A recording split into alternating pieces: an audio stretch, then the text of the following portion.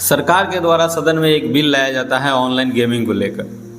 इस बिल का हम सभी को स्वागत भी करना चाहिए, क्योंकि इस बिल के आने से हमारे देश के युवाओं के जो भविष्य बर्बाद हो रही है ऑनलाइन गेमिंग को लेकर।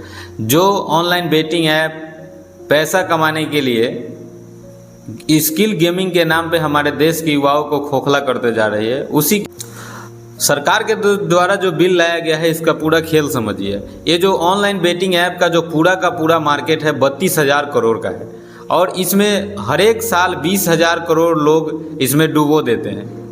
वो इसलिए डुबो देते हैं कि कम रुपए में करोड़पति बनने का सपना दिखाते हैं। बड़े बड़े सेलिब्रिटी इसका प्रमोशन करते हैं, और हमारे देश के युवा उन सेलिब्रिटी के प्रचार में आकर, उनकी बातों में आकर उसमें पैसा लगाते हैं, और हर एक साल 20,000 करोड़ हमारे देश का पैसा, हमारे युवाओं का पैसा जो उसमें बर्बाद हो जाते हैं। सरकार का इस पे नज़र गया और सरकार एक बिल लाती है जिसमें कि अगर कोई भी ऑनलाइन बेटिंग ऐप का संचालन करता है तो उसे 1 करोड़ का जुर्माना होगा और 2 साल तक की सज़ा है। अगर कोई सेलिब्रिटी इसका प्रमोशन करता है तो उसे 50 लाख का जुर्माना और 1 साल की सज़ा का प्रावधान है।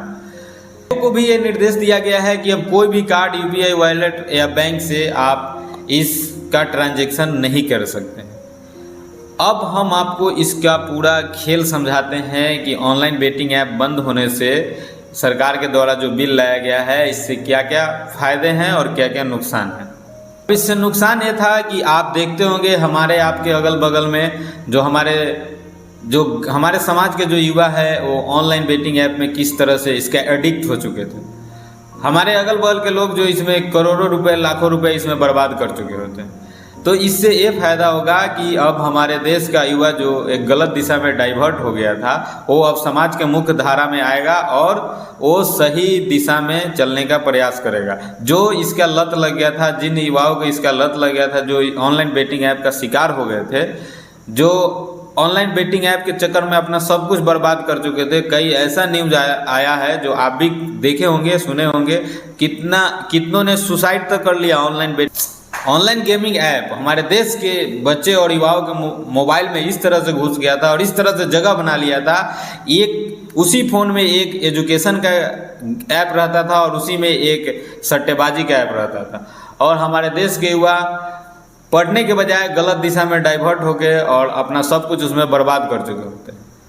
अब हम आपको इसका दूसरा पहलू दिखाते हैं जिससे कि ऑनलाइन गेमिंग ऐप से क्या क्या नुकसान हो सकता है। इसमें जितनी